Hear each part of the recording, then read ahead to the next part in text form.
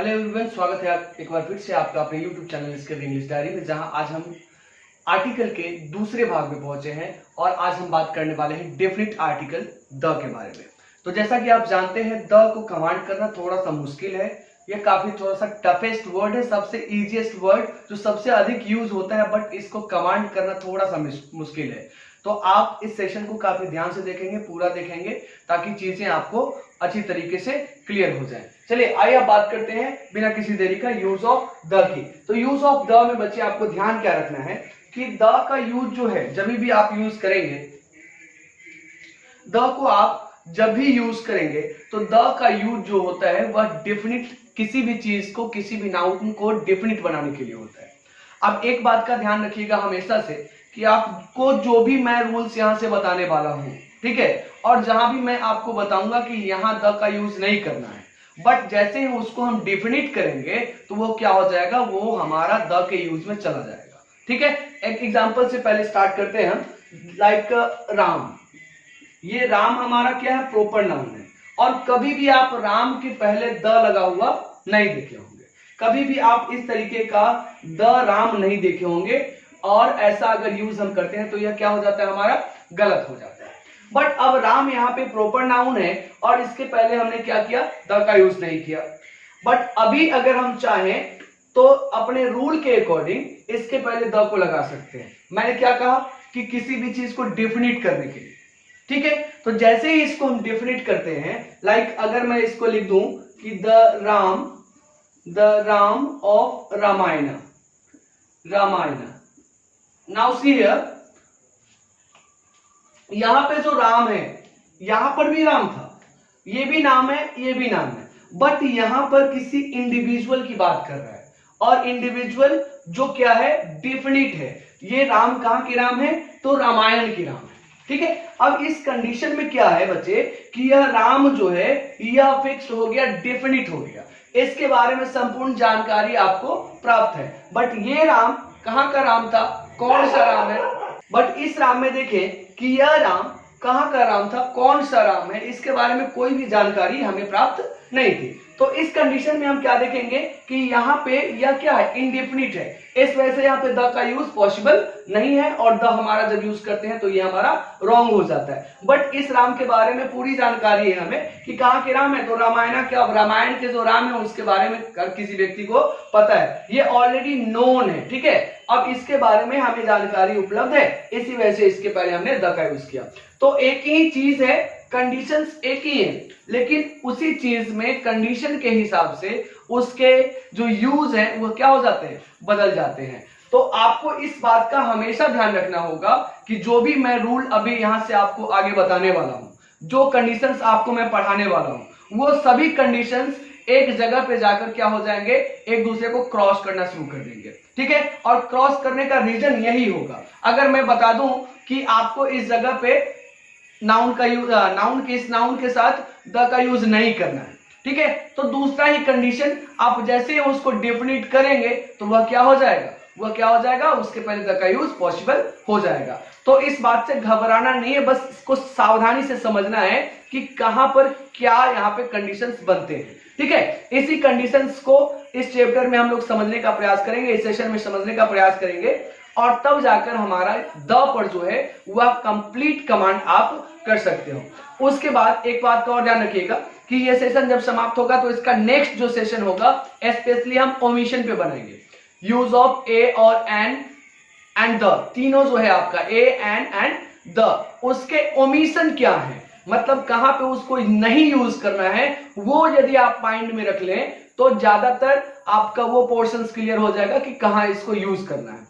तो पहले हम इसको जहां यूज करना है उस टॉपिक को क्लियर कर लेते हैं, और नेक्स्ट वीडियो में मैं प्रयास करूंगा कि ओमिशन से भी आपको एक वीडियो में बनाकर दे दूं। अगर यहां से चीजें क्लियर नहीं होती हैं, यहां से चीजें कंफ्यूज करती हैं, कंफ्यूजन रह जाती है उस तरह की, तो मैं प्रयास करूंगा कि ओमिशन का भी एक वीडियो आपको दे दूं।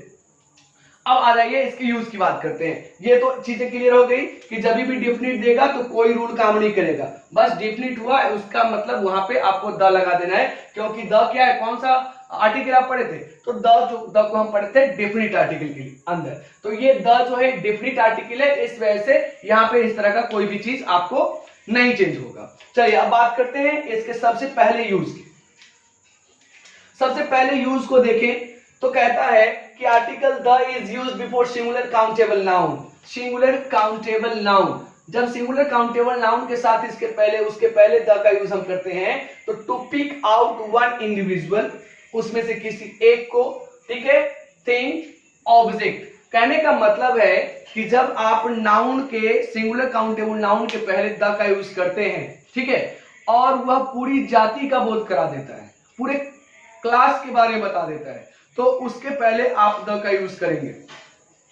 अगर वह पूरे क्लास के बारे में, पूरी जाति के बारे में, जिस तरीके का वो वस्तु है, अगर वह पूरी जाति के बारे में नहीं बताता है, ठीक है, तो उस कंडीशन में क्या होगा, उस कंडीशन में हम उसके पहले द का यूज नहीं करेंगे। कुछ एग्जांपल से ये ज्यादा आपको क्लियर होगा। लाइक एक एग्जांपल हम लेते हैं, या cow gives milk, cow gives milk. अब काउ गिव्स मिल्क, ये देखिए जितनी भी गायें होंगी वह क्या दूध देंगी, तो ये काउ यहाँ सिंगुलर काउंटेबल नाउन जो है यह यूज हुआ है और इसके पहले देख रहे हैं कि ये पूरे क्लास को डिनोट कर रहा है, तो इस वजह से यहाँ पे द का यूज हम करेंगे और ये यूज हमारा क्या हो जाएगा, सही होगा।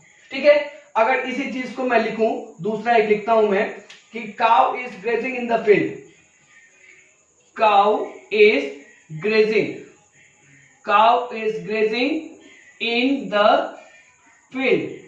अब यहां पर देखो कि ये भी तो काउ है, जैसे काउ यहां था वैसे काउ यहां भी है, बट इसमें कंडीशन क्या हो गया बच्चे, तो ये काउ पूरे क्लास को डिनोट कर रहा था, इसलिए इसके पहले हमने द का यूज कर दिया। लेकिन ये काउ जो है यह पूरे क्लास को नहीं बता रहा, ये किसी इंडिविजुअल, किसी पार्टिकुलर गाय के बारे में बातचीत हो रही है, पार्टिकुलर काउ के बारे में बातचीत हो रही है जो कहां मैदान में चल रहा था, फील्ड में चल रहा था। तो इस वजह से यहां पे हमारा क्या हो जाएगा, द का यूज पॉसिबल नहीं होगा। ठीक है, इस वजह से हमारा यहाँ पे द का यूज पॉसिबल नहीं होगा। तो इस बात का हमेशा ध्यान रखिएगा कि जहां सिंगुलर काउंटेबल नाउन तो हो बट वो पूरे क्लास को डिनोट करना चाहिए, पूरे जाति का बोध कराना चाहिए, उसी कंडीशन में आप उसके पहले द का यूज कर सकते हैं। ठीक है, अगर ऐसा नहीं होता है तो उसके पहले द का यूज पॉसिबल नहीं है। ये हो गया पहला बात।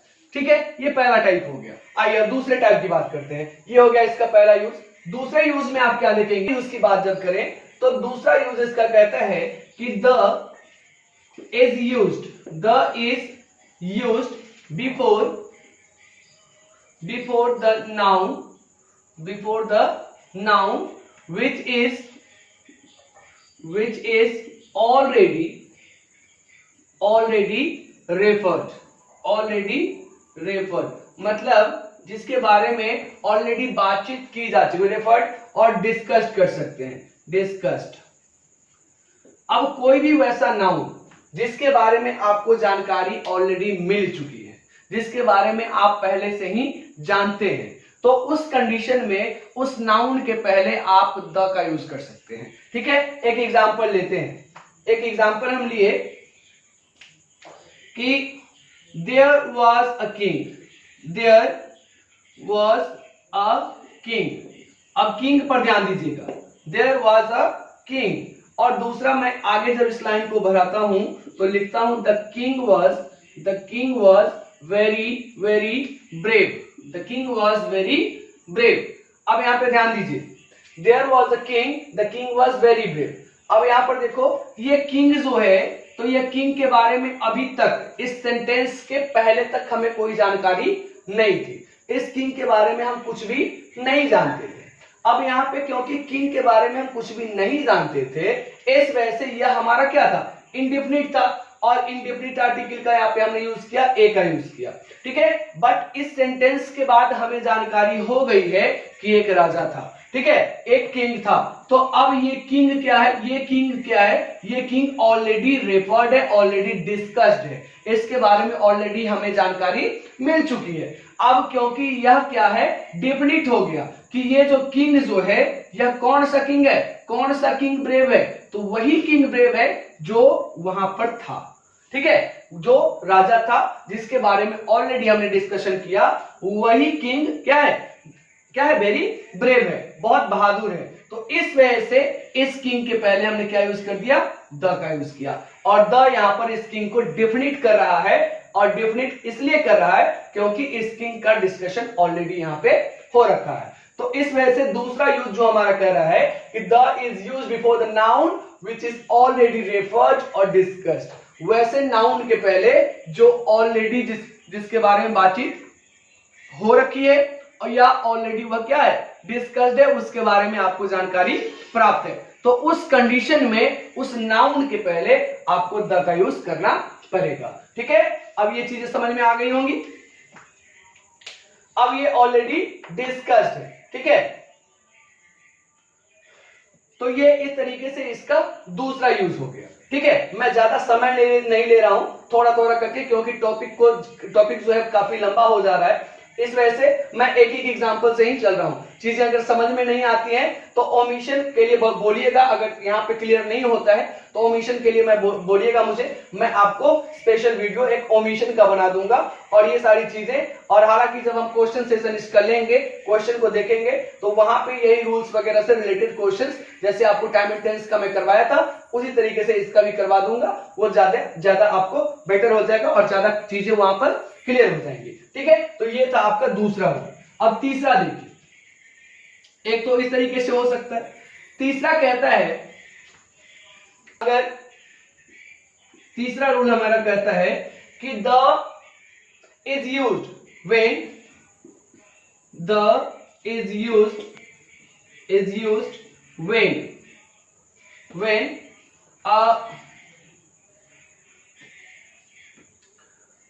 a common noun is used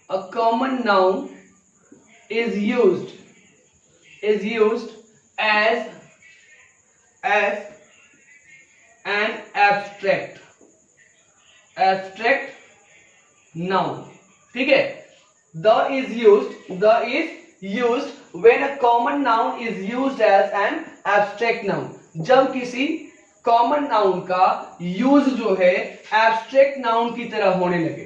ठीक है, जब किसी कॉमन नाउन का यूज जो है एब्स्ट्रैक्ट नाउन की तरह होने लगे, तो उस कॉमन नाउन के पहले देन we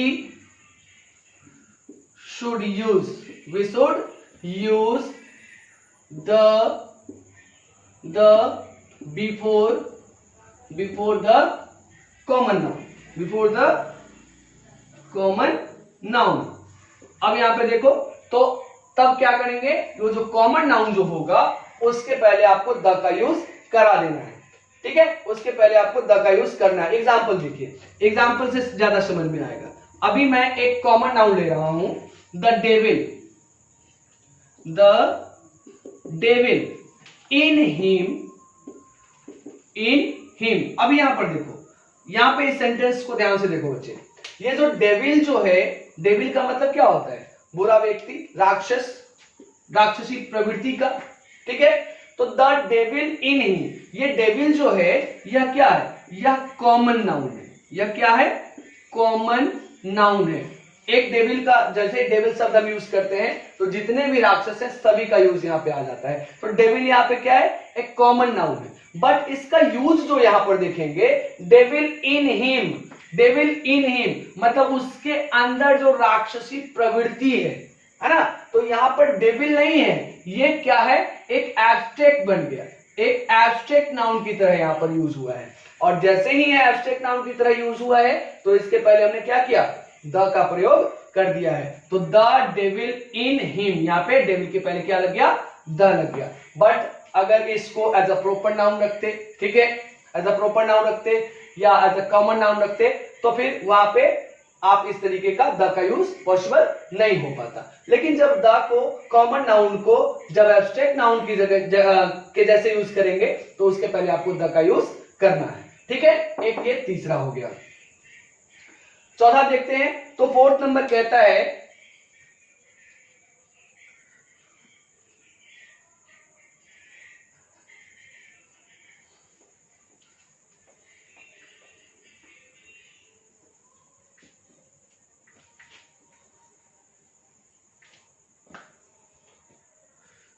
इसके चौथे रूल की यदि बात करें तो फोर्थ नंबर कहता है कि the is used before superlative degree. Superlative degree, अब सुपरलेटिव डिग्री आप एडजेक्टिव पढ़े हैं तो एडजेक्टिव में पॉजिटिव, कंपैरेटिव और सुपरलेटिव ये पढ़े होंगे, ठीक है। नहीं पढ़े हैं तो आगे हमारा सीरीज में ये वीडियो आएगा जब हमने पार्ट्स ऑफ स्पीच से स्टार्ट करना है बेसिक से, ठीक है। तो वहां से हम उस चीज को पढ़ाएंगे, ठीक है। तो आप बस यहाँ पे एक ही बात को समझ लीजिए कि जैसे आप देखते हैं वर्ड है टॉल। टॉल क्या है, कोई भी कंपैरिजन यहां पर नहीं है। टॉल का मतलब लंबा होता है। अगर टॉलर हम लिखते हैं टॉलर, तो ये कंपैरेटिव वर्ड होता है, मतलब दो के बीच में कंपैरिजन करेगा, इस वजह से इसको कंपैरेटिव डिग्री बोला गया है, ठीक है। और तीसरा जो होता है वो टॉलेस्ट। टॉलेस्ट मतलब किसी भी एडजेक्टिव में ई आर लगाने से और ई एस टी लगाने से वह कंपैरेटिव और सुपरलेटिव बनता है, ठीक है। और इसमें बहुत सारे दूसरे तरीके भी हैं, जैसे मोर और मोस्ट लगाने से भी चेंज होता है, और कुछ वर्ड्स ऐसे भी हैं जो कि टोटली क्या होता है, अलग सा ही बन जाता है। जैसे गुड, गुड में क्या हो जाएगा, इसका बेटर होता है और बेस्ट होता है, बेटर और बेस्ट होता है। तो यहाँ पे देखिएगा, तो इसमें इस रूल को फॉलो नहीं किया, ना ही मोर और मोस्ट वाला फॉलो किया, ठीक है। सिंगल सिलेबल ज्यादातर जो वर्ड होगा वो इस नियम से ई आर और ई एस टी लगाने से आपका चेंज होता है। और जैसे ही डबल सिलेबल का जो वर्ड आएगा, दो सिलेबल वाले जो वर्ड आएंगे वो क्या हो जाएंगे, तो उससे मोर और मोस्ट का यूज ज्यादा होता है दो और दो से अधिक सिलेबल वाले वर्ड में। लाइक ब्यूटीफुल, तो मोर ब्यूटीफुल और मोस्ट ब्यूटीफुल। इंटेलिजेंट, इंटेलिजेंट को बोले तीन पार्ट में आ रहा है, इंटेलिजेंट, ठीक है। इंटेलिजेंट टू सिलेबल का है, तो इंटेलिजेंट, तो इसमें क्या हो जाएगा, more intelligent and most intelligent. तो ये चीज समझ में आ गया होगा कि आपके इसमें सुपरलेटिव कौन है। तो इसमें सुपरलेटिव आता है हमारा टॉलेस्ट। तो जब भी आप सेंटेंस में सुपरलेटिव डिग्री का यूज करेंगे, ठीक है, तो आप बिना द का सुपरलेटिव डिग्री का यूज नहीं करना है। लाइक आपको लिखना है Shyam is the tallest. Shyam is, यहां पे मैं ब्लैंक छोड़ता हूं और लिखता हूं tallest boy of the class, of this class कर देते हैं, ऑफ दिस क्लास। इसमें एक बात का ध्यान रखना कि यह जो कंपैरिजन जो होता है, तो इसमें जब पॉजिटिव फॉर्म में रहेगा तो कोई कंपैरिजन नहीं, कंपैरेटिव फॉर्म में आता है तो दो के बीच कंपैरिजन होता है, और जब सुपरलेटिव फॉर्म में आता है तो एक का अनेकों से कंपैरिजन होता है, ठीक है। तो एक का अनेकों से, तो यहां पर श्याम का कंपैरिजन पूरे क्लास से हो रहा है, ठीक है, और उसमें यह सबसे लंबा है। तो ये टॉलेस्ट जो है यह क्या है, यह सुपरलेटिव डिग्री है। तो इस वजह से सुपरलेटिव डिग्री के पहले हमने क्या यूज करना है, द का यूज करना है। तो अब यहां सेंटेंस सही हो जाएगा कि Shyam is the tallest boy of this class. Shyam is the tallest boy of this class, ठीक है। इस बात का ध्यान रखना है कि हमेशा सुपरलेटिव डिग्री के पहले द का यूज करना, हमेशा सुपरलेटिव डिग्री के पहले द का यूज करना है, ठीक है। इसमें एक थोड़ा सा आपको मैं बताता हूं कि बुक जनरली बुक वगैरह में नहीं मिलता है, बट उस तरीके का यूज होता है। अभी मैंने बताया कि सिर्फ सुपरलेटिव के पहले आपको द लगाना है, बट कंपैरेटिव के पहले भी कभी कभी द का यूज होता है। किस कंडीशन में होगा वो देखिए। हाँ, तो देखिए कैसे कंपैरेटिव डिग्री के पहले भी आप द का यूज कर सकते हैं, ठीक है। तो सबसे पहले तो इसको मैं मिटा दे रहा हूं ताकि आपको कंपैरेटिव के लिए वो साफ साफ आपको समझ में आए, ठीक है। तो इसमें देखना क्या है कि जब सेंटेंस जो है एक अलग स्ट्रक्चर को फॉलो करेगा, एक स्पेशल स्ट्रक्चर को फॉलो करेगा, तो उस कंडीशन में भी आप उसके पहले द का यूज कर सकते हैं, ठीक है। तो सबसे पहले आप देखिए कि सेंटेंस में कंपैरेटिव डिग्री होना चाहिए, कंपैरेटिव डिग्री होना चाहिए, ठीक है। कंपैरेटिव डिग्री के बाद आपको ऑफ द टू दिखना चाहिए, ऑफ द टू, ये हर हाल में होना चाहिए, ऑफ द टू हर हाल में होना चाहिए। उसके बाद यहां जो होना चाहिए वो होना चाहिए plural countable noun, plural countable noun, plural countable noun. यदि कोई भी सेंटेंस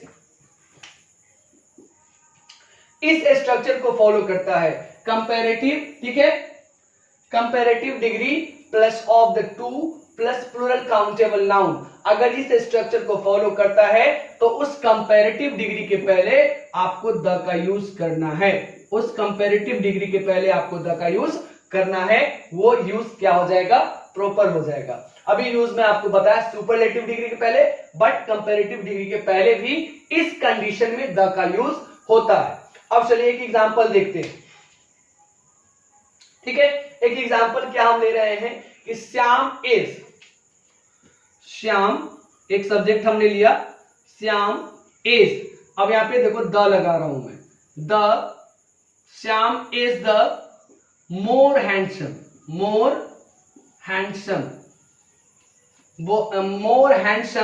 ऑफ द टू।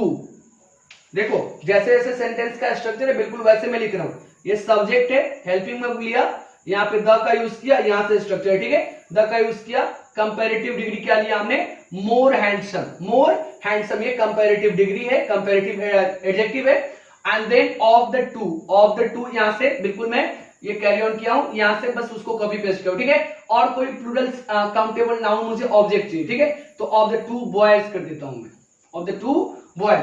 अगर इस स्ट्रक्चर से ये जो सेंटेंस आप बना हुआ देख रहे हैं कि Shyam is the more handsome of the to boys, Shyam is the more handsome of the to boys, तो इस कंडीशन में आप देखिए कि कंपैरेटिव डिग्री के पहले भी द का यूज क्या है, पॉसिबल है, और यह बिल्कुल सही है, यह बिल्कुल सही है। अगर इसको आप ऐसा लिखें कि श्याम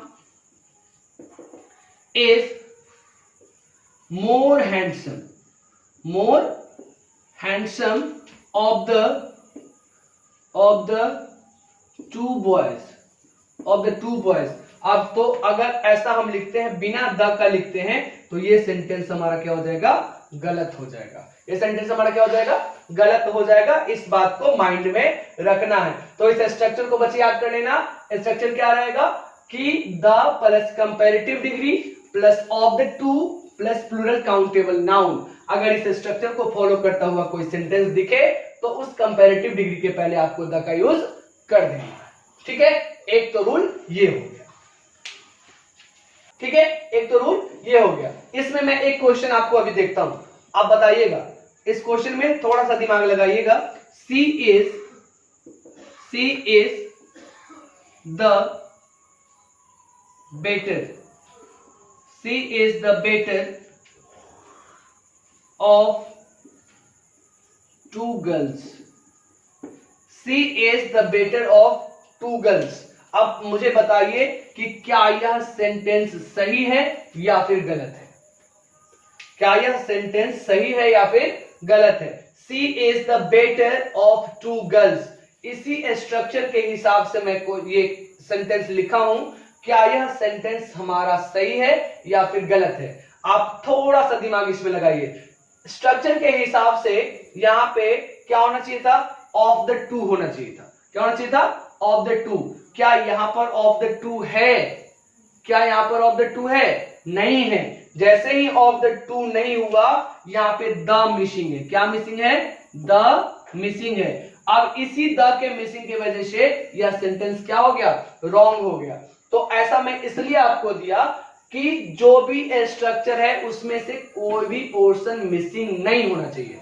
हर चीज जैसे स्ट्रक्चर में है बिल्कुल वैसा ही होना चाहिए। अगर वैसा नहीं करते हैं तो सेंटेंस हमारा क्या होगा, रॉन्ग हो जाएगा, गलत हो जाएगा, ठीक है। सेंटेंस हमारा क्या हो जाएगा, रॉन्ग हो जाएगा। अच्छा, इसमें अब क्या करते हैं, थोड़ा सा और चेंज लाते हैं।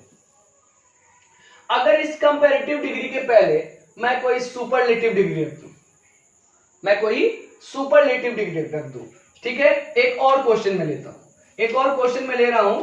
जैसे इसी को ऊपर में लिखता हूं, सी इज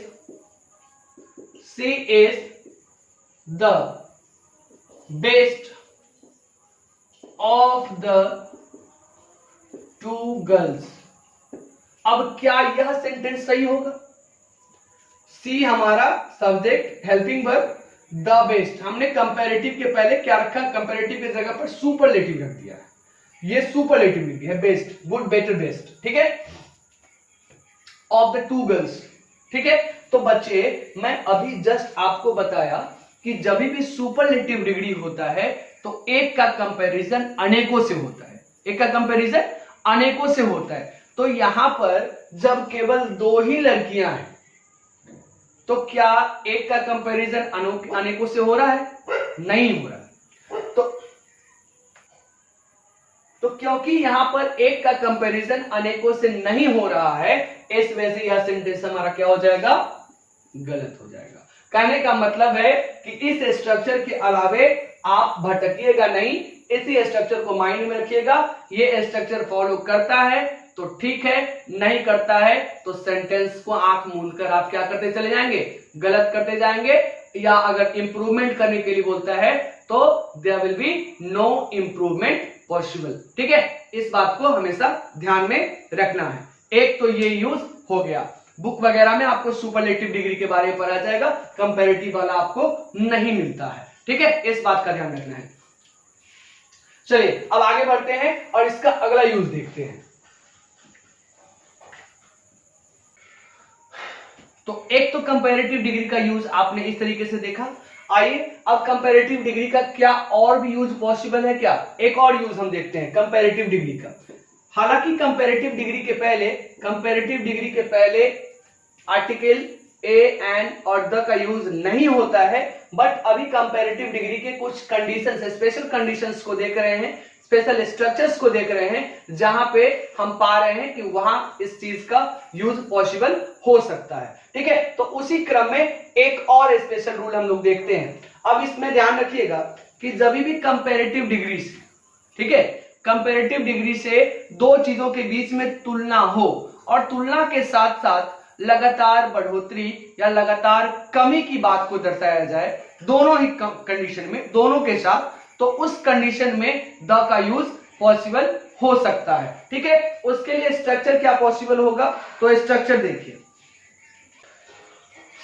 अब जरा इस स्ट्रक्चर में ध्यान दीजिए कि द प्लस कंपैरेटिव, यहां पे कोई कंपैरेटिव वर्ड होगा, कंपैरेटिव डिग्री का कोई वर्ड होगा। ठीक है, यहां पे कोई कंपैरेटिव डिग्री का वर्ड होगा, कंपैरेटिव एडजेक्टिव होगा, और उसके बाद सब्जेक्ट, उसके बाद वर्ब और बीच में कॉमा।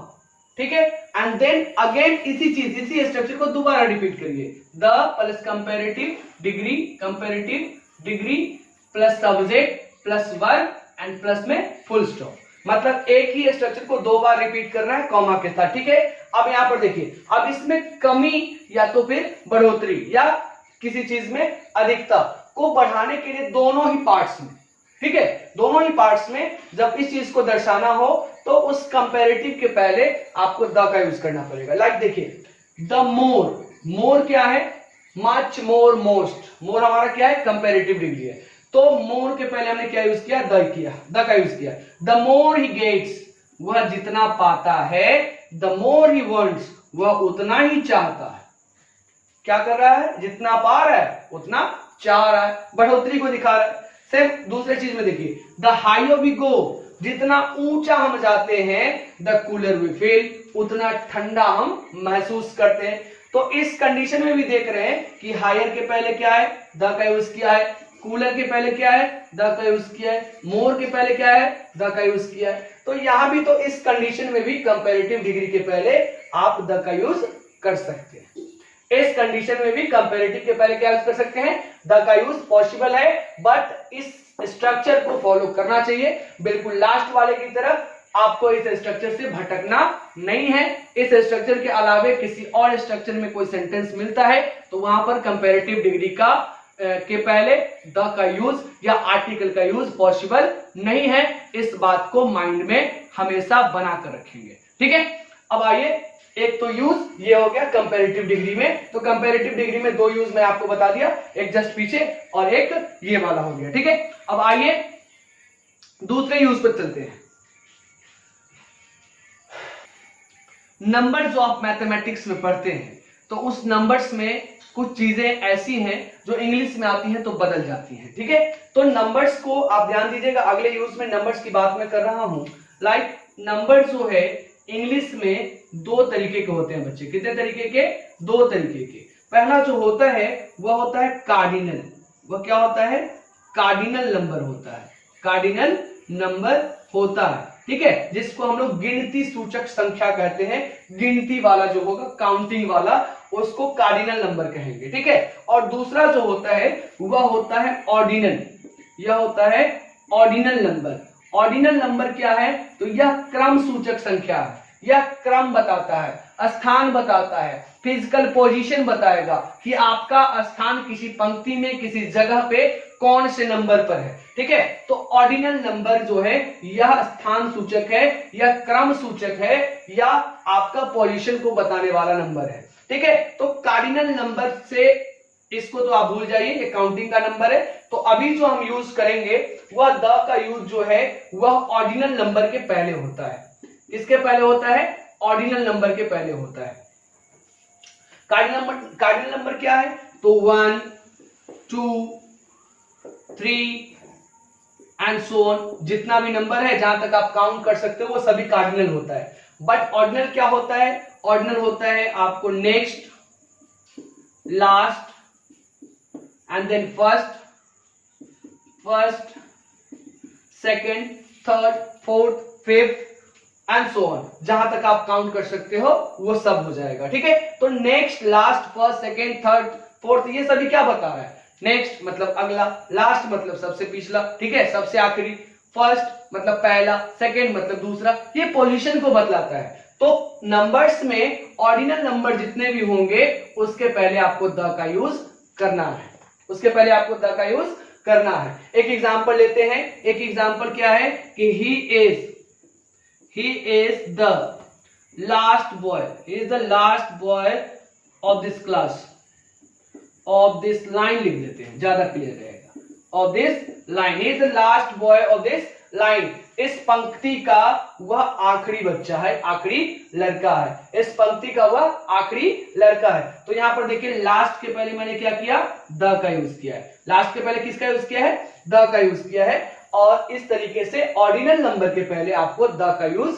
करना है, एक रूल ये हो गया। बट इसमें ओमिशन भी है। ओमिशन क्या है इसका, मिस्टेक्स कहां पर होते हैं, तो हम तो ऑर्डिनल नंबर को देखकर, नेक्स्ट को देखकर, लास्ट को देखकर, फर्स्ट को देखकर क्या करते हैं कि उसके पहले द का यूज कर देते हैं। बट कभी कभी क्या होता है कि नेक्स्ट, ये जो ऑर्डिनल नंबर है इसके साथ कोई टाइम एक्सप्रेसिंग वर्ड को जोड़ देगा। ठीक है, टाइम एक्सप्रेसिंग वर्ड्स को जोड़ देता है। तो जैसे नेक्स्ट है आपका, ठीक है, तो नेक्स्ट जो हमारा वर्ड है इसके साथ किसी टाइम एक्सप्रेसिंग वर्ड को जोड़ दिया, टाइम एक्सप्रेसिंग वर्ड को रख देता है। अब टाइम एक्सप्रेसिंग वर्ड को जैसे ही इसके साथ रखा तो ये क्या आएगा, ये अकेले नेक्स्ट नहीं आएगा, लाइक नेक्स्ट मंडे हो गया, नेक्स्ट मंडे। अब नेक्स्ट हमारा ये ऑर्डिनल नंबर है और मंडे हमारा क्या है, ये टाइम है, ये कोई टाइम एक्सप्रेसिंग वर्ड है। अब इस कंडीशन में जैसे ही ऐसा कंडीशन फॉर्म होता है तो ये हमारा जो यूज आप पर है कि ऑर्डिनल नंबर के साथ द का यूज करना है, ये यहां पर क्या हो जाता है, रॉन्ग हो जाता है। कभी भी द नेक्स्ट मंडे नहीं लिखना है, कभी भी द नेक्स्ट सैटरडे नहीं लिखना है, कभी भी last Monday, the last Monday, the last Saturday, the last week, the last month, ऐसा कभी भी भूल से भी नहीं लिखना है। कहने का मतलब कि ऑर्डिनल नंबर अकेले रहेगा, ठीक है, बिना किसी टाइम एक्सप्रेसिंग वर्ड के साथ, तो उसके साथ आप यूज करेंगे, द का यूज करेंगे। अगर वह किसी टाइम एक्सप्रेसिंग वर्ड को साथ में लेकर आता है तो उसके साथ कभी भी भूल से भी द का यूज नहीं करना है, ठीक है। कभी भी इस तरीके से नहीं लिखना है कि the last year, the last year proper क्या होगा, नेक्स्ट मंडे। तो इसमें ये नेक्स्ट मंडे आपका सही है, लेकिन अगर उसको हम लिख दें कि the next Monday, the next Monday, तो ये हमारा क्या हो जाएगा, गलत हो जाएगा। उसी तरीके से ईयर आप देखिए, ईयर, अगर ईयर के पहले हम लिखते हैं लास्ट ईयर, तो लास्ट ईयर ये हमारा सही है, लेकिन अगर इसको लिखें कि the last year, the last year, तो ये हमारा क्या हो जाएगा, रॉन्ग हो जाएगा। कभी भी ये लास्ट, इसके साथ टाइम एक्सप्रेसिंग वर्ड जो आ रहा है, टाइम एक्सप्रेसिंग वर्ड आने से उसके पहले द का यूज नहीं करना है, उसके पहले द का यूज नहीं करना है। इस बात को हमेशा माइंड में रखना है, ठीक है। तो कार्डिनल ऑर्डिनल में किसके साथ, ऑर्डिनल के साथ, बट ऑर्डिनल के साथ if there is time expressing word, then there will be no use of what? The. Okay, now see next use.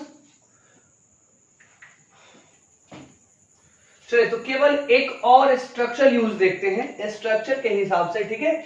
Like यदि आपको कोई नाउन बीच में ऑफ और फिर कोई नाउन दिखे, ठीक है। जैसे नाउन हम लिए वाटर ऑफ, ठीक है, ऑफ नाउन हम लेते हैं दिस वेल, ठीक है, water of this well, noun of then noun. तो इस कंडीशन में यदि ऐसा स्ट्रक्चर कहीं फॉर्म हो रहा होगा तो उसके पहले बच्चे आप पहले नाउन के साथ द का यूज कर देना, पहले नाउन के साथ क्या यूज कर देंगे? द का यूज कर देना है। तो यहां पे क्या लिख देंगे? The water of this well, the water of this well, उसके पहले आपको द का यूज कर देना है, the water of this well. इस स्ट्रक्चर को याद रखेंगे, noun then of then noun, if noun plus of and plus noun, ऐसा स्ट्रक्चर आपको दिखता है तो उसके पहले द का यूज कर देना है। एग्जांपल क्या है? The water of this well, the water of this well, इस बात को याद रखना है। एक ये सिंपल सा छोटा सा एक स्ट्रक्चर यूज था, इसको माइंड में रखना है। चलिए अब ये तो हो गया स्ट्रक्चर के तरीके से, कुछ स्पेशल यूज आपने देखा। अब नॉर्मली जो यूज होता है, ठीक है, नॉर्मली कहां पे इसका यूज होता है, अब उन चीजों को हम समझना स्टार्ट करते हैं, ठीक है। तो सबसे पहले क्या है बच्चे कि सबसे पहले आपको ध्यान रखना है कि जितने भी ये जो अर्थ जो है, मान लीजिए कि ये क्या है? आपका अर्थ है, ये क्या है? अर्थ है। अब अर्थ का फिजिकल, ज्योग्राफिकल कहिए या फिजिकल कहिए, इसका जो फिजिकल पार्ट होगा, क्या होगा? Physical part of the earth, ठीक है, physical part of the earth. Like अब इसमें क्या क्या आ जाएगा? फिजिकल पार्ट क्या होता है? तो अर्थ का वो हिस्सा जो आपको दिखाई देता है, ठीक है, वो सभी उसका फिजिकल पार्ट होता है, ठीक है, कंक्रीट वाला, ठीक है। कंक्रीट करने का मतलब जिसको आप छू सकते हैं, देख सकते हैं, तो वो जितना होगा वो सभी जो है वह क्या कहलाएगा? इसका फिजिकल पार्ट कहलाएगा। तो फिजिकल पार्ट ऑफ ज्योग्राफी जो होता है या अर्थ जो होता है, उन सभी के नामों के पहले आपको द का यूज करना है, उन सभी के नामों के पहले आपको किसका यूज करना है? द का यूज करना है। अब इस द के यूज में आप क्या क्या देखेंगे? फिजिकल पार्ट में क्या क्या आएगा? तो चलिए स्टार्ट करते हैं। ये तो ये समझ में आया क्या क्या हो सकता है। आइए पॉसिबिलिटी को देखते हैं कि फिजिकल पार्ट में, अर्थ के फिजिकल पार्ट में क्या क्या चीजें आ सकती हैं और किस किस के पहले आपको द का यूज करना है। तो सबसे पहले बच्चे ध्यान रखिए कि माउंटेन्स जितने भी होंगे, ठीक है, माउंटेन्स। अब माउंटेन्स देखिए, माउंटेन्स का बनावट पे डिपेंड करेगा। एक माउंटेन्स होगा वो कहीं अकेला निकला हुआ है, तो ये इस माउंटेन का यदि कोई नाम है, ठीक है, मान लीजिए कि इसको मैं लिखता हूं, कोई भी नाम दे दे रहा हूं अपनी मर्जी से, ठीक है, राम, मैं इसका नाम दे दिया। अब राम माउंटेन है, ठीक है, तो यहां पे इसके पहले द का यूज आपको नहीं करना है, इसके पहले द का यूज नहीं करना है। किसके साथ करना है? तो जो माउंटेन सीरीज में हो, किसमें हो? सीरीज में हो, मतलब बहुत सारे पहाड़ों को मिलाकर एक सीरीज बना हुआ है, एक चेन बना हुआ है, उस माउंटेन के पहले आपको द का यूज करना है। कभी भी अकेला ऐसा कोई पहाड़ी निकला हुआ रहेगा उसके पहले द का यूज नहीं करना है। अब लाइक हिमालय को देखिए, ठीक है। अब हिमालय जो है वह क्या है? सीरीज ऑफ माउंटेन से, बहुत सारे माउंटेन्स को मिलाने के बाद यह सीरीज बनता है या चेन बनता है। तो हिमालय के पहले आप क्या करेंगे? द का यूज करेंगे। इसके पहले क्या यूज करेंगे? द का यूज करेंगे, ठीक है। अब देखिए बहुत सारी चीजें हैं, बहुत सारे माउंटेन्स हैं, ठीक है। माउंटेन्स के कुछ नेम,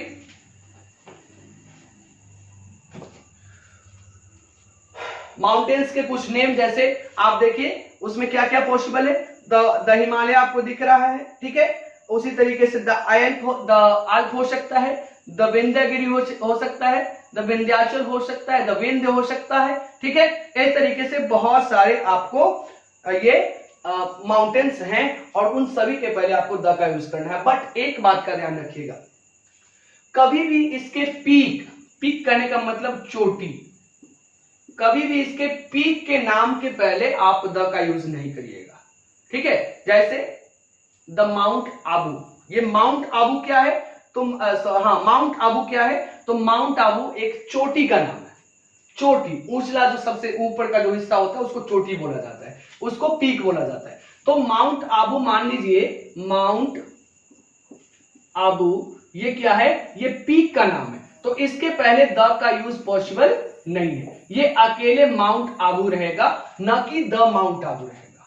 अगर ये माउंट आबू है तो सही है, अगर आप इसको द माउंट आबू लिख देते हैं, द माउंट आबू लिख देते हैं, तो यह क्या हो जाएगा, रॉन्ग हो जाएगा। बहुत ही फेमस पीक है और काफी ऊंचा है, सबसे ऊंचा भी है, द माउंट एवरेस्ट। अब द माउंट एवरेस्ट आपको नहीं लिखना है, क्या लिखना है, माउंट एवरेस्ट लिखना है। माउंट एवरेस्ट इसलिए लिखना है क्योंकि वह पीक है, चोटी का नाम है, ठीक है। वह पहाड़ी का नाम नहीं है, कोई सीरीज ऑफ माउंटेन्स का नाम नहीं, वो पीक का नाम है। तो पीक का नाम हमेशा बिना द का यूज करना है, उसके पहले द का यूज नहीं करना है। एक तो ये हो गया फिजिकल पार्ट में, सबसे पहला हमने माउंटेन्स देखा, ठीक है। अब दूसरा देखते हैं, दूसरे में क्या है, माउंटेन्स के बाद क्या आता है, पहाड़ से बच्चे क्या निकलता है, नदियां निकलती हैं, है ना। पहाड़ों से नदियां निकलती हैं, और जब नदियों के नाम का, नदियां भी क्या हो गई, अर्थ का फिजिकल पार्ट हो गया। दूसरा जो हमारा हो गया वह क्या हो गया, रिवर हो गया। क्या हो गया, रिवर। अब रिवर जो है यह भी physical part of our earth है, ऑफ आवर जियोग्राफी है, ठीक है। तो फिजिकल पार्ट है, तो रिवर के नाम के पहले भी आपको द का यूज करना है, इसके पहले भी क्या यूज करना है, द का यूज करना है। बट इसमें भी कंडीशन है, ठीक है। कंडीशन क्या है, रिवर्स पहले तो एग्जांपल्स देख लीजिए, द गंगेस, द नाइल, ठीक है। इंग्लिश में इसको नाइल पढ़ना है, हिंदी में नील पढ़ना है, ठीक है। The Thames, the Yamuna, the Godavari, ये सभी जो नाम है, नदियों का नाम है, इसके पहले आपको द का यूज करना है, ठीक है। अब इसमें क्या है कि नदी के किनारे कुछ शहर बसे हुए हैं, ठीक है। नदी के किनारे कुछ शहर बसे हुए हैं और उस शहर का नाम, ठीक है, उस शहर का नाम नदी के नाम से जुड़ा हुआ हो, तो उस कंडीशन में आप नदी के नाम के पहले द का यूज नहीं करेंगे। जैसे Kingston on Thames, Kingston on Thames. अब थेम्स नदी का नाम है, द थेम्स हम लिखेंगे, अकेले रहेगा तब, लेकिन किंगस्टन ऑन थेम्स शहर का नाम उसके साथ जुड़ा हुआ है, तो उसके पहले द का यूज भूल से भी नहीं करना है। इस बात को याद रखना है, इसका एक्सेप्शन ये रहेगा, ठीक है। नदियों का नाम समझ में आया, बट उसके शहर का नाम अगर उसके साथ जुड़ा हुआ हो तो कभी भी उसके साथ द का यूज नहीं करिएगा, क्लियर। आइए अब देखते हैं तीसरा। तीसरा में क्या है, तो नदियां कहां जाकर गिरती हैं, नदियां जब निकलती हैं तो वह सागरों में, महासागरों में जाकर गिरती हैं, या फिर खाड़ियों में जाकर गिरती हैं। तो सीज हो सकता है, ओशन हो सकता है, गल्फ हो सकता है, या फिर इसी को गल्फ को ही बेस भी लिखा जाता है। बे मतलब भी क्या क्या होता है, खाड़ी, that like Bay of Bengal, ठीक है। तो ये जितने भी देख रहे हैं यहां पर नदियां जाकर गिरती हैं, यह भी physical part of the earth है। तो सी का, ओशन का, गल्फ का या फिर बे का, ये सभी के नामों के पहले आपको द का यूज करना है।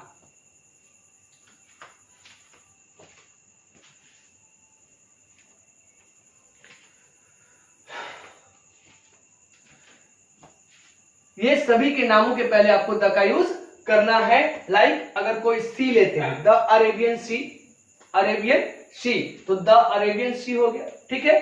द हिंद ओशन, ये महासागर का नाम हो गया, ओशन सागर, महासागर। गल्फ देखिए, द गल्फ ऑफ, क्या बोल सकते हैं, कोई गल्फ का नाम बताइए, the Gulf of Mexico, Mexico की खाड़ी, the Gulf of Mexico.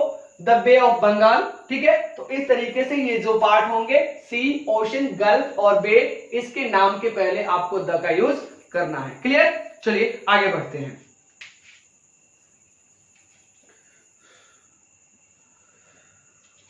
Next जो होगा हमारा वो होगा, अब ठीक है, अब नदियों के बीच में, सागरों के बीच में आप क्या देखते हैं?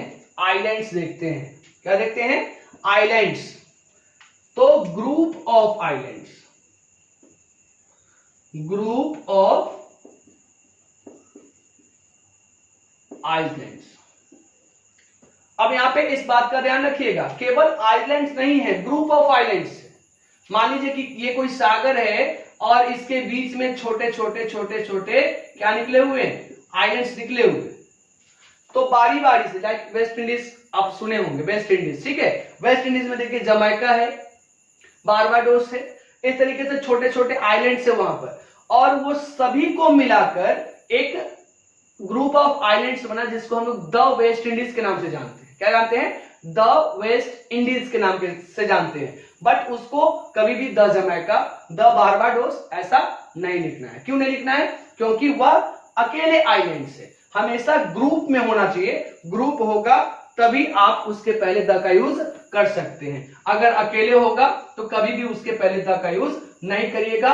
हमेशा बात को ध्यान में रखना है कि ग्रुप ऑफ आइलैंड्स होना चाहिए, ठीक है। लाइक द अंडमान्स, द निकोबार्स, ठीक है, the West Indies, the east Indies, ये सभी क्या है?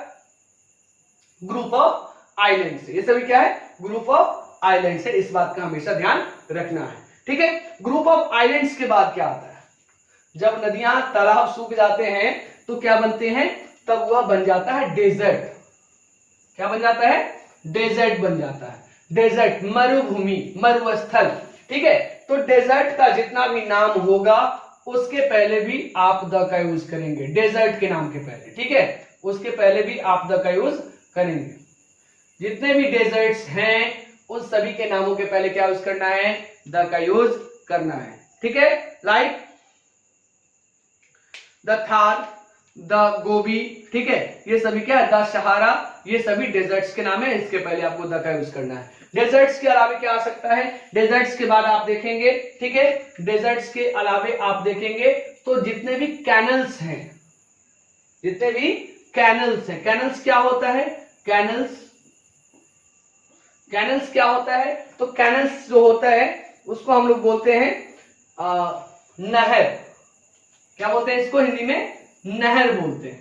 तो जितने भी नहरों के नाम हैं, द स्वेज कैनल, ठीक है, the Panama canal, the KP canal, the Sharda canal, ये सभी जितने भी कैनल्स हैं उन सभी के पहले आपको द का यूज करना है। तो कैनल्स के नाम के पहले भी आपको द का यूज करना है, यह भी पॉसिबल है। ओके,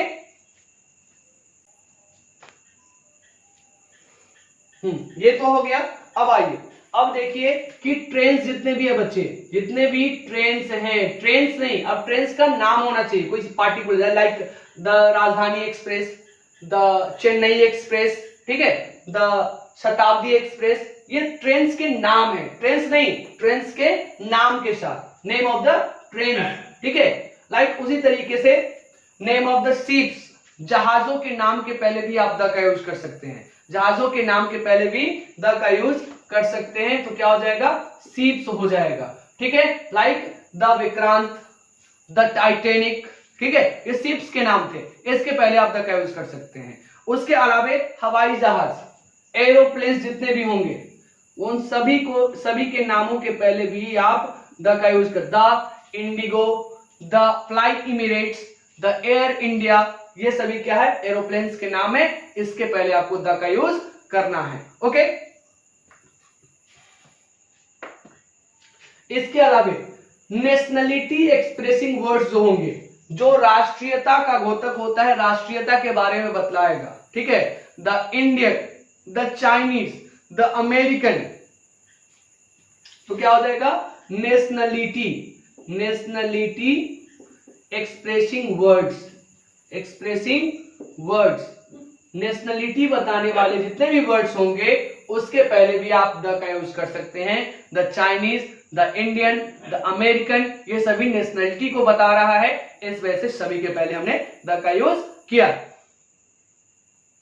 ठीक है, उसके अलावा देखिए जितने भी आपके रिलीजियस बुक्स हैं, ठीक है, कौन से रिलीजियस, जितने भी आपके रिलीजियस बुक्स हैं, रिलीजियस बुक्स कहिए या फिर माइथोलॉजिकल बुक्स कह सकते हैं आप। रिलीजियस बुक्स के अलावा उसको माइथोलॉजिकल बुक्स भी कह सकते हैं। The Bible, the Quran, the Ramayana, the Mahabharata, the Vedas, the Rigvedas, the Yajurvedas, ठीक है, ये सभी जो हो गए ये सभी रिलीजियस बुक्स हैं, इनके नाम के पहले आपको द का यूज करना है।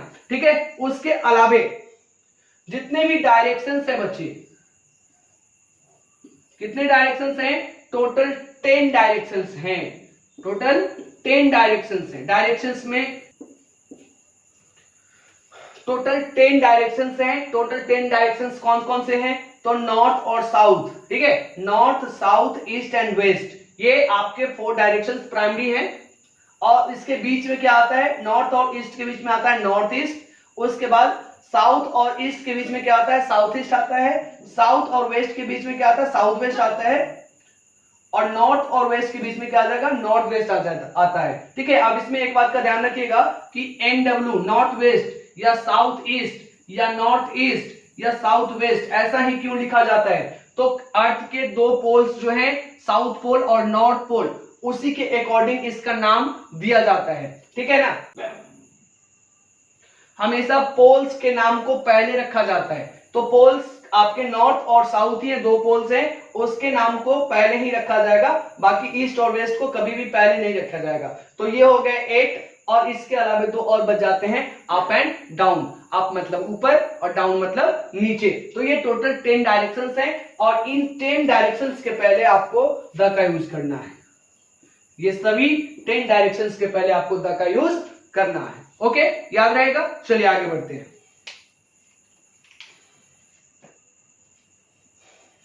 इसके अलावे जो रिलीजियस आपके कम्युनिटीज हैं, ठीक है, रिलीजियस कम्युनिटी, तो रिलीजियस कम्युनिटी जितनी भी हैं उन सभी के नामों के पहले आपको द का यूज करना है। ठीक है, रिलीजियस कम्युनिटी। अब रिलीजियस कम्युनिटी आप जानते हैं, the Hindu, the Muslims, the Sikhs, the Christians, ठीक है, ये सभी क्या है, कम्युनिटी है, रिलीजियस कम्युनिटी है। तो इन सभी के पहले आपको द का यूज करना है। ठीक है, उसके अलावे फिजिकल पोजीशन एक्सप्रेसिंग वर्ड्स जितना भी होगा, स्थान सूचक जितने भी शब्द होंगे, जैसे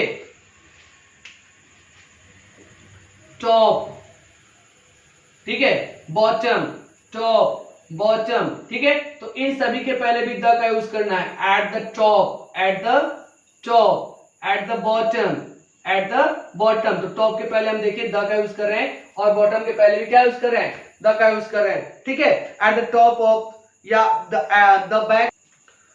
उसके बाद जितने भी सेलेस्टियल बॉडी होंगे, ठीक है, जितने भी सेलेस्टियल बॉडी कहने का मतलब दुनिया की अनूठी चीजें, दुनिया में जो क्या है केवल एक है, सन, मून, ठीक है, ये जितने भी स्टार्स ये सभी केवल एक ही हैं, जितने भी आपके प्लैनेट्स हैं केवल एक हैं। ठीक है, इन सभी के नामों के पहले आपको द का यूज करना है। प्लैनेट्स के नामों के पहले द का यूज करना है, इस बात को भी याद रखना है। ठीक है, उसके बाद गवर्नमेंट के जितने भी ब्रांचेस हैं, गवर्नमेंट के ब्रांचेस, लाइक आप देखते हैं the judiciary, the navy, the police, the army, ये सभी गवर्नमेंट के ब्रांचेस हैं। गवर्नमेंट ब्रांचेस के पहले भी आपको द का यूज करना है। ठीक है,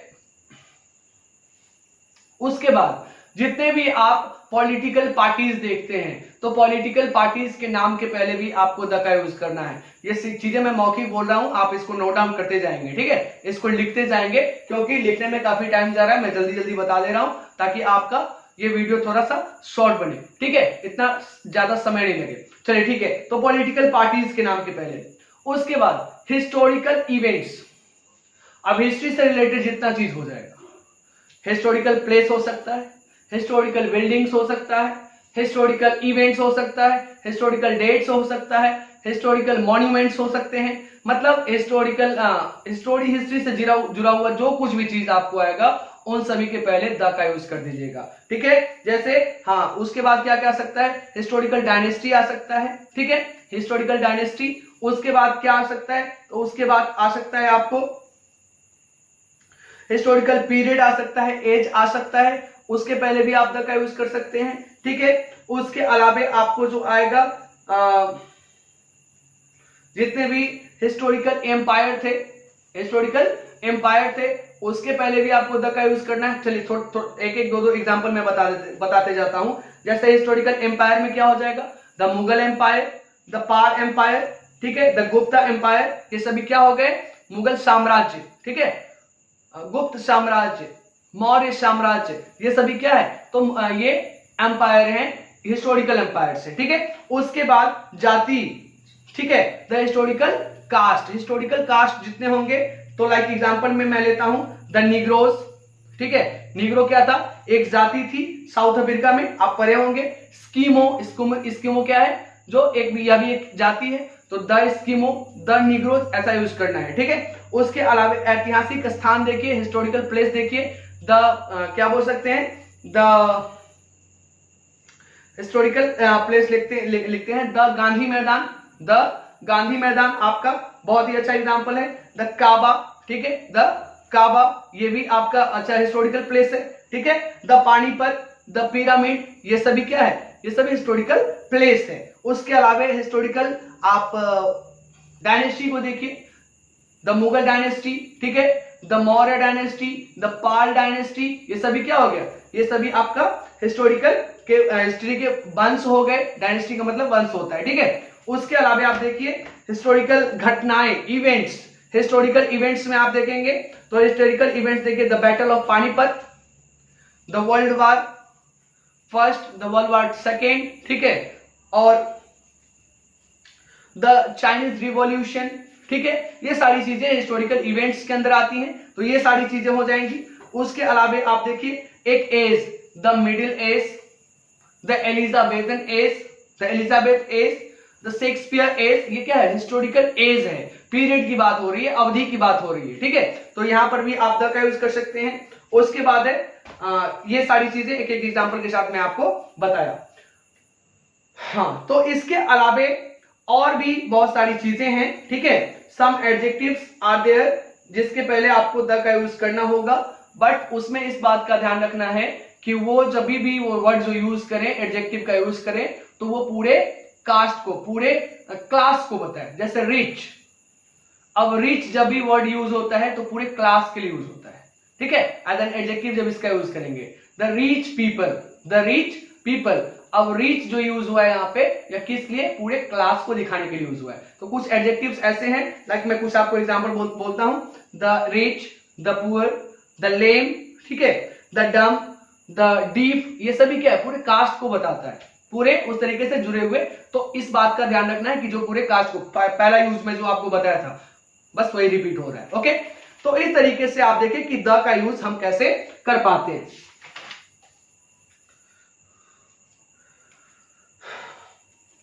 इसके अलावे आप जितने भी होटल्स हैं, रेस्टोरेंट्स हैं, म्यूजियम्स हैं, ठीक है, पब्लिक प्लेसेस हो सकते हैं उसमें, तो उन सभी के नाम के पहले आप द का यूज कर सकते हैं, ठीक है।